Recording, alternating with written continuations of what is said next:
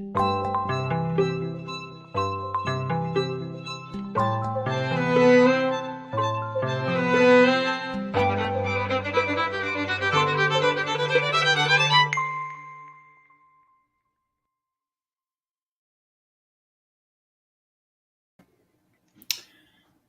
Monday. Another week of transmission has begun. Yes. I saw Deborah walking in the background. Deborah zooming by. Morning, Kathleen. And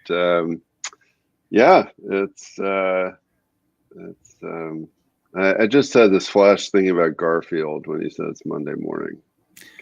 Mondays, the blahs, lasagna, all the things. Yeah. John Bike, Garfield minus Garfield. Have you ever seen that comic strip? Garfield minus Garfield? No. It gets to the reality of things because John Arbuckle is talking to his cat all the time, and so there's a conversation, but we know cats can't speak. So what they do is they just remove Garfield from every frame. So it's just John Arbuckle talking to himself like a sad, pathetic man. Which, yeah, I think I have seen those. At any rate, this is March 22nd, 2021, and this is episode, 182 of Transmission. Oh, a lot of twos today. Yeah. What is the binary number? Liberation and oppression. That's what we're talking about today. We are talking about liberation theology this week, which I'm excited about because there's a lot to it. It's not all. It's simple but complex at the same time.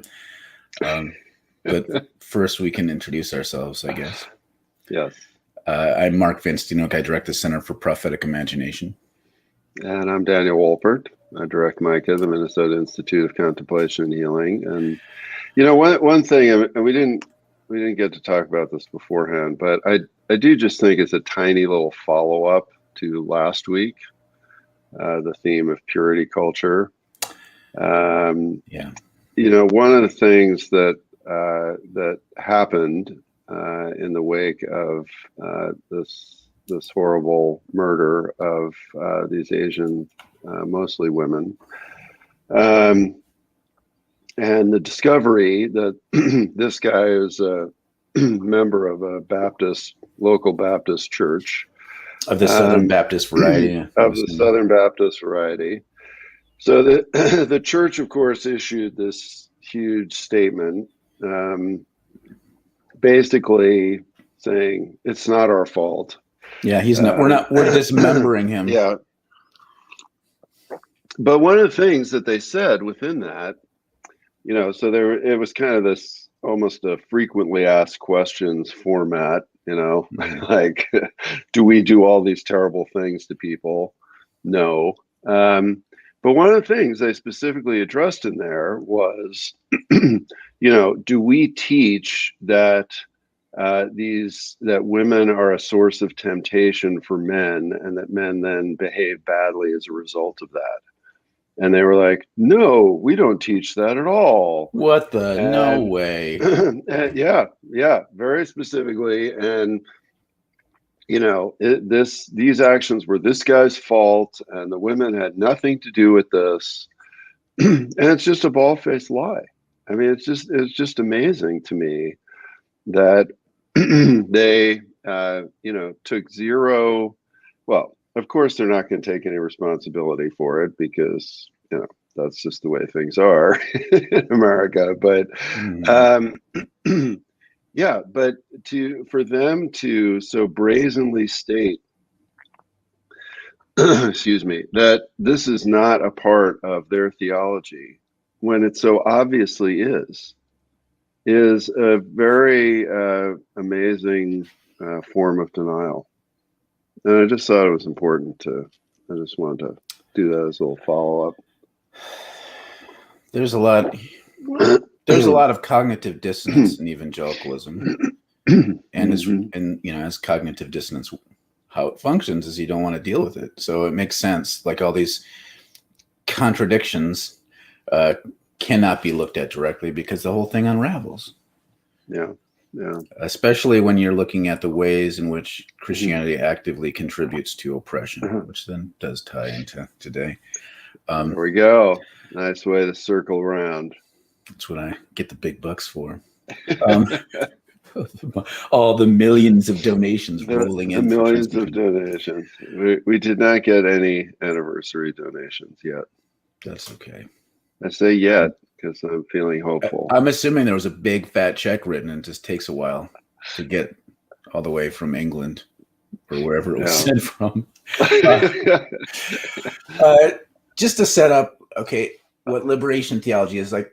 We were talking a little bit about this beforehand. There's two ways of you can kind of talk about it. Like when people, if you look up liberation theology, the first thing that comes up is like, oh, and like the 60s in Colombia, there was a gathering of priests after Vatican II, and they're like, hey, let's do liberation theology. And so then it's all about Latin American liberation, which is about solidarity with the poor. But at roughly the same time, you had Black liberation theology developing in a formal sense. You have other types of like queer theology, Dalit theology, which is people who are the underclass in India, like all different, anywhere you experience religious communities that are have any interactions with oppression, you're going to have some sort of liberation theology in general. And that gets back to the problem of setting a date.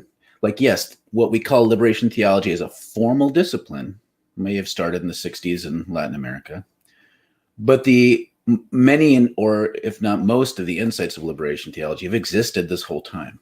It's not like Christianity was unpolitical and unconcerned with oppression until 1968 or whatever it was in Medellin, Colombia or whatever. Medellin. I don't know how to. No hablo español. Es muy mal para mí.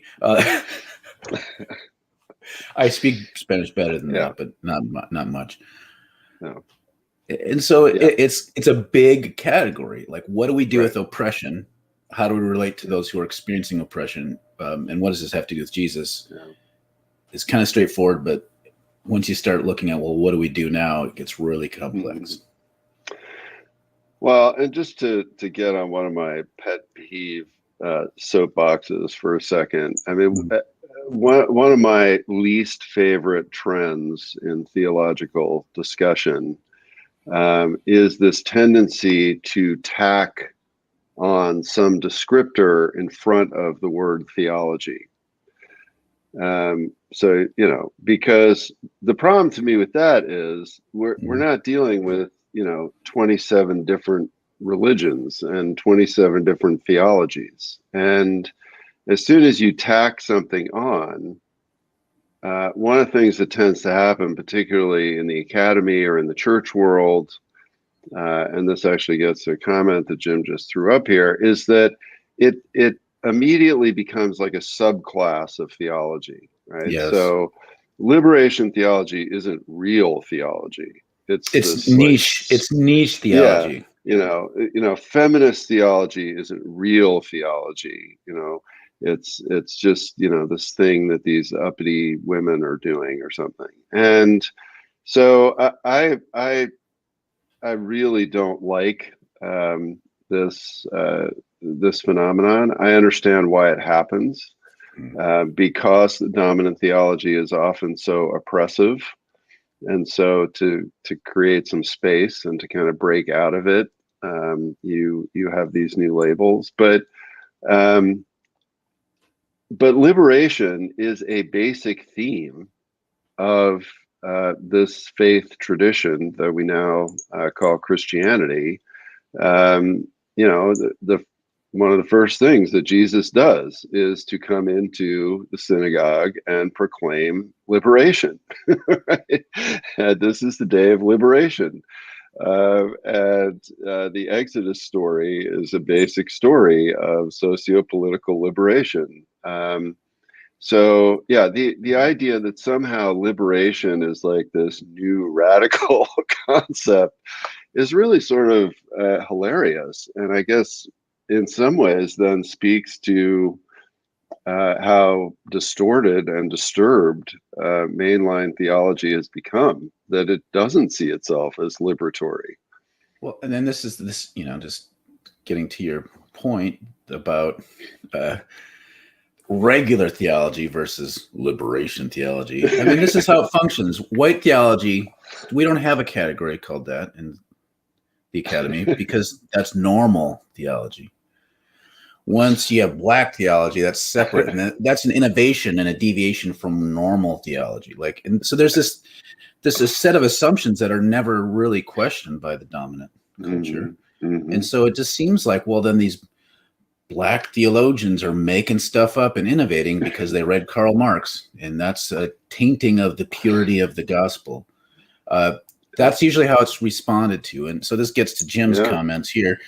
Jim writes, okay, why is it that liberation theology, as expressed by the Roman Catholic Church and Pope Francis, Latin America is being dissed, especially by our Republican politicians? Pope Francis, Laudato Si, on care of our coming home, a landmark encyclical letter. I'll never forget the cold reception that he received when he spoke to our representatives. To me, this is fascinating. Pope Francis is kind of liberation. He's not even like the fully orbed, offensive liberation theology. It's not even like, but there's themes. He was influenced by it. And even that level, people are freaking out. Because in his Laudato Si, he talks about, and I think that's where he talks about how capitalism has some downsides and the environment and how we commoditize everybody. It's like, it's not even saying like, hey, we should be socialists. It's saying, there's some downsides to this, and people freaking out because in people's minds, somehow talking about economics is never theological. So it's not proper theology. Yeah, and again, as you were highlighting at the beginning, because liberation theology has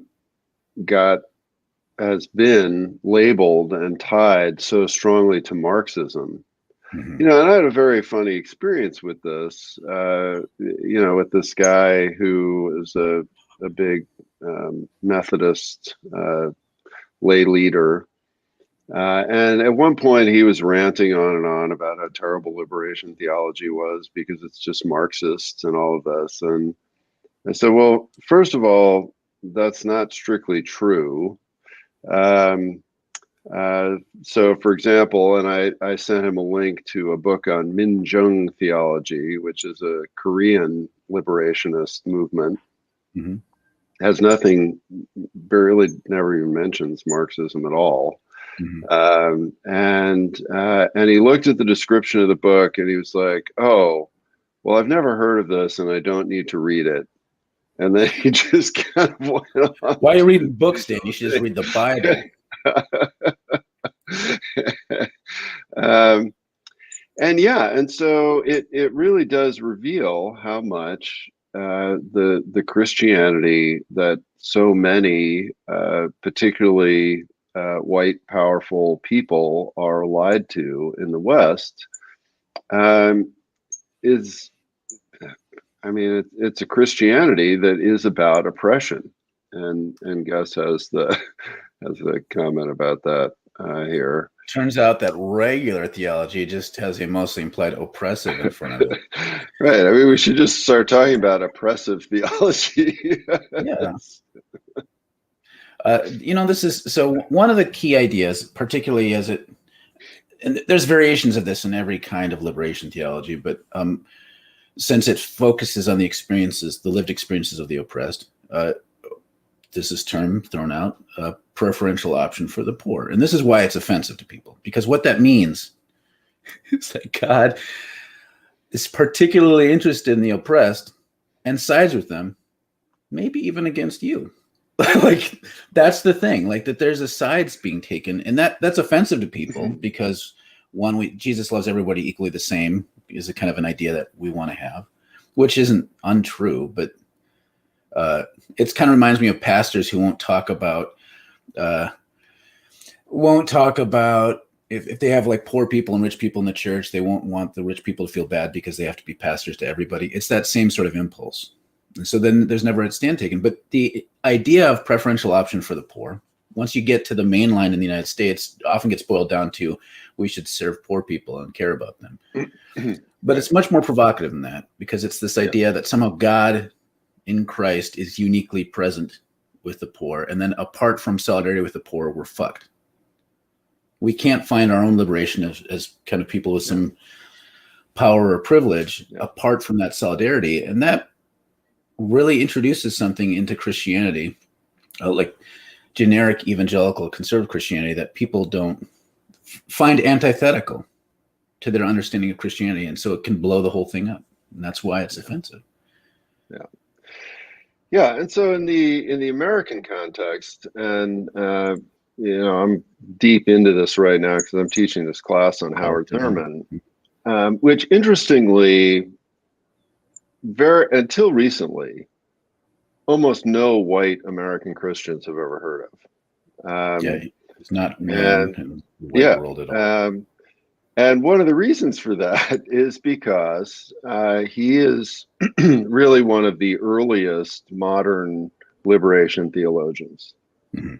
And so his book, Jesus and the Disinherited, and if you haven't read that, that's a great one of his. I mean, it's incredibly prolific. He's written a million things, but it's not thick. His books are never that big and thick. So that's great, because you can always just engage them without feeling lost.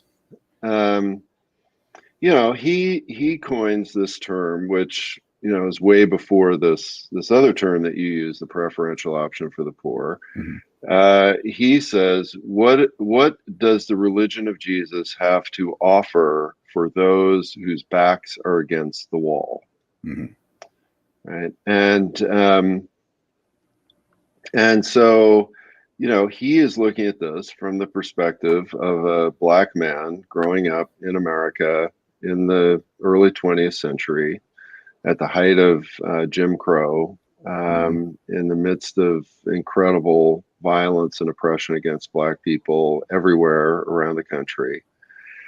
And he actually he starts the book by relaying this very powerful experience he had. He went on this trip to India and he met with this Hindu teacher, and who said to him, how can you be Christian? This is the religion of the oppressor. And he said, I consider you to be a traitor to all Black and brown people around the world. Which is pretty great challenge there. And this is what got Thurman, thinking about these things and really propelled him to write this book. And so, he goes back to the Bible and he looks at who Jesus was. And so one of the really interesting things about Thurman is that, rather than put a label on his theology, right? Liberation theology, Black theology, whatever.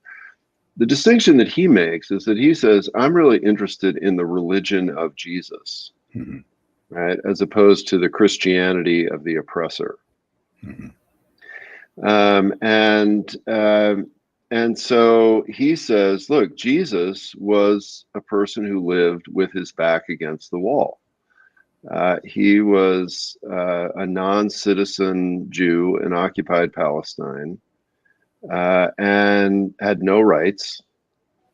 And so for him, the question was, what interest does God have in me and in people like me?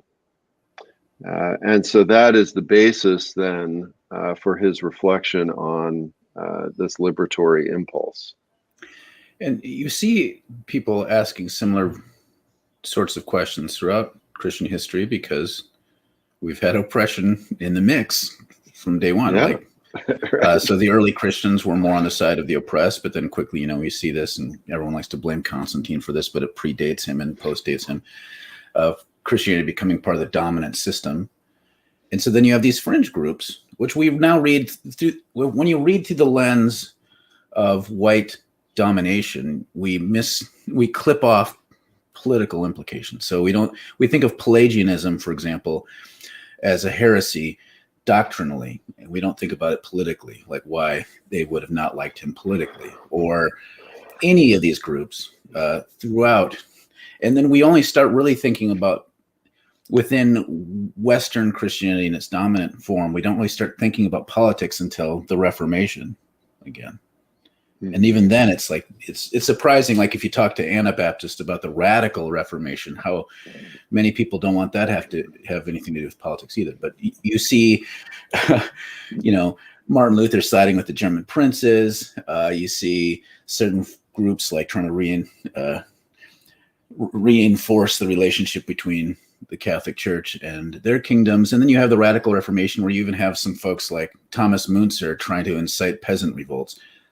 So that's when you start seeing it breaking open again a little bit within the Western dominant mode. But again, it kind of goes back to sleep. And it's really this liberation theologies movement that, as it pierces into our white Western consciousness, that we start thinking, well, maybe we're not doing this Christianity thing in the best way. But if you take that seriously and you start thinking like, well, what does Christianity have to say about this? What does Christianity not only have to offer people who have their backs against the wall, but what does Christianity say to me as someone who is part of the domination system? What did Jesus say to the rich young ruler? And then so all of a sudden you bring these questions, and this is where the Marxism thing feels like always like a canard to me. The idea that somehow having some thoughts about capitalism not being good, and then saying, well, what implications does that have to my faith? That we think of that as a foreign question, something that should have nothing to do with theology, is bizarre to me. Yeah. And that's what it takes. It takes that kind of way of like bifurcated way of thinking to not say, what does the fact that the earth is being destroyed by human waste, what does that have to say maybe about my faith? Like, that's where liberation theology begins to take its hold, when you start asking questions like that. So some comments. David writes, the label would not be necessary had real theology lived up to the message of liberation. Right. And real theologies have. There's always, here's the thing about oppressed and oppressors. Oppressors usually have more power to silence the oppressed. And so we've money to print stuff. Yeah. And to this day, it's why like police departments have more money than activist groups that are trying to abolish the police. Right. This is white supremacists have more money than black liberation movements have had. This is always the case. And so that makes sense then that we've always had liberatory Christianity, real Christianity, this whole time, but it's usually gets suppressed. Jim writes, U.S. School of the Americas and the CIA. Lord, too much to get into now, but looking at the United States relationship with Latin American countries as part of the backdrop for the development of liberation theology is also part of why it's offensive to people, because the more you like Latin American liberation theology, the less you're going to like the American system. American foreign policy. Yeah. And so that really puts the kibosh on your patriotic Christianity real fast. David writes, liberation has become the same as liberal and can only be rejected by a dominant class consciousness, white and male, and has no interest in a liberation message. Yeah.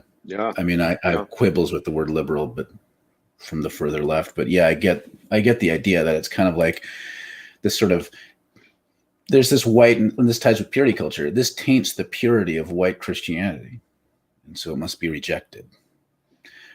Or that's how the thinking goes.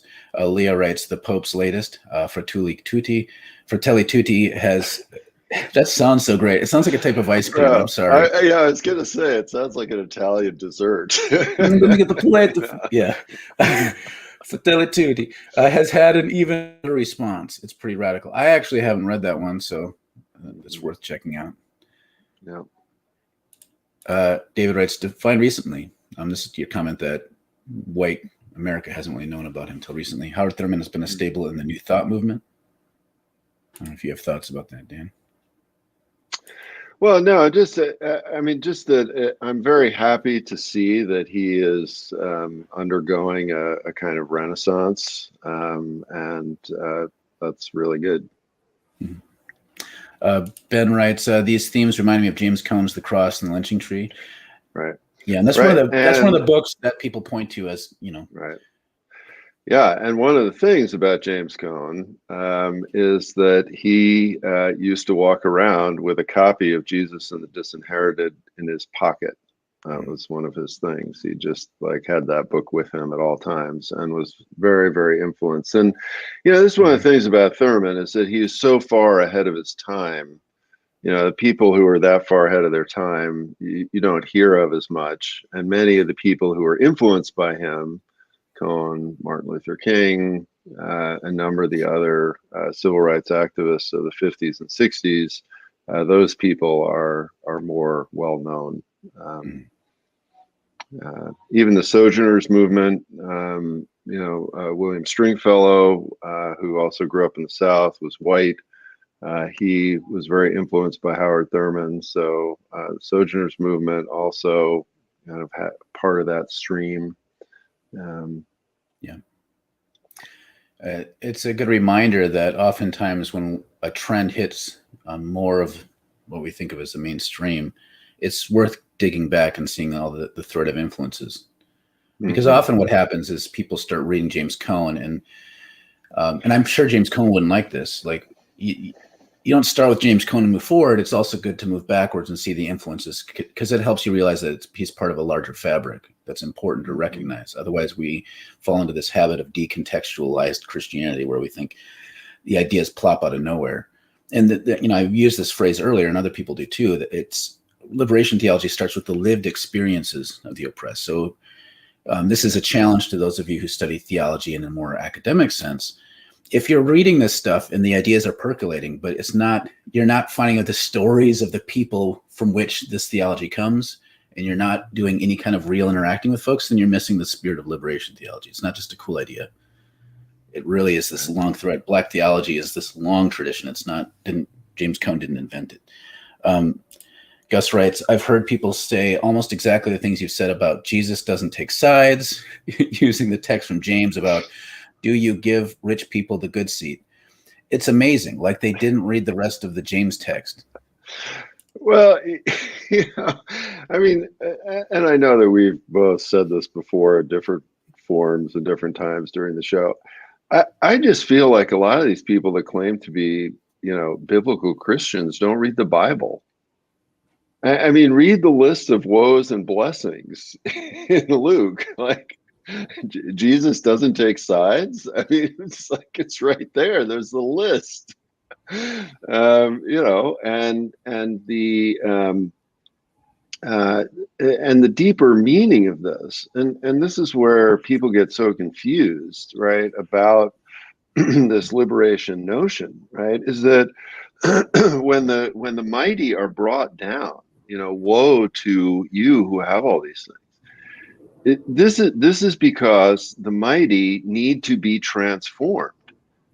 And it's only woe if you expect to live your life with endless accumulation and oppression, right? And then, the rich young ruler feels sad because, if you dedicate your whole life to accumulation and you realize you need to be transformed, you feel bad about that, right? So on the fundamental level of humanity, Jesus does not take sides in the sense that Jesus wants everybody to be liberated, but Jesus does very clearly take sides in terms of, right, what does liberation look like for different groups of people?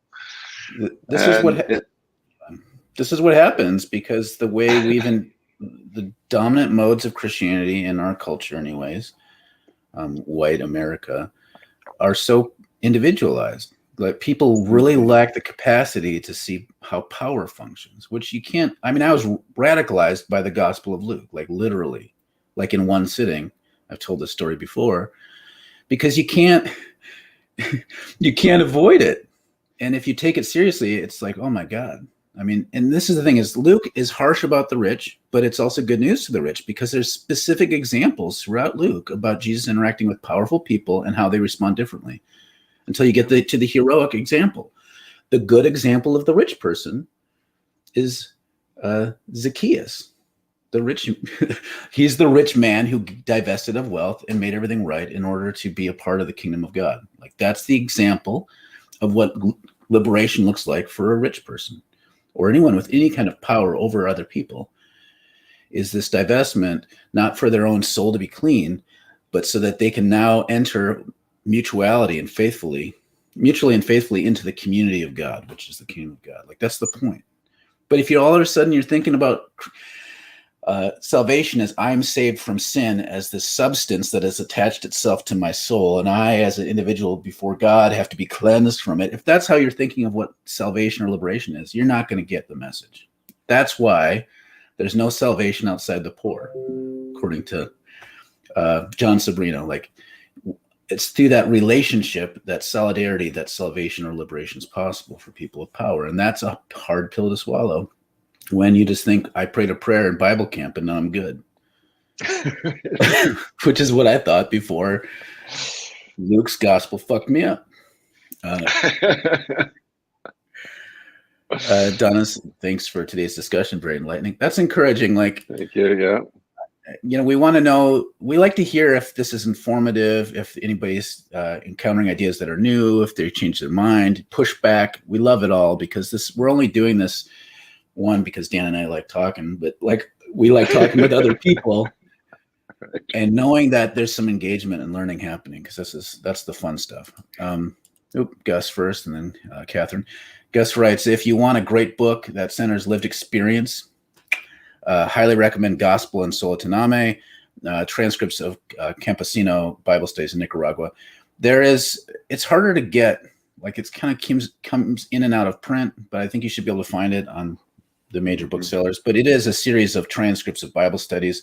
There's versions of the Gospel and Sola Tename, which it's Ernesto Cardenal started a kind of an artist peasant community in the island of Sola Tename, and they also did art. So like, you can get versions of this that have artistic renderings by some of the peasant artists, and it's amazing. To me, I don't understand why this book isn't kind of put towards the top. And I think the reason why is because people assume that theologians have more insights than peasants, and that's a problematic assumption when you're talking about liberation theology. Catherine writes, one of the critiques of my white professors at seminary brought to James Cone was that he was too focused on specific Black oppressed experience. Meanwhile, the course was centered in whiteness and wealth without reflection. That's how the dominant culture works. Yeah. And this is, I mean, this is the kind of thing that, this is the kind of thing that happens all the time. That the white dominant theology does is it says, oh, these other people, they want to talk about their experience. This is terrible. We don't talk about experience. We talk about lofty ideas.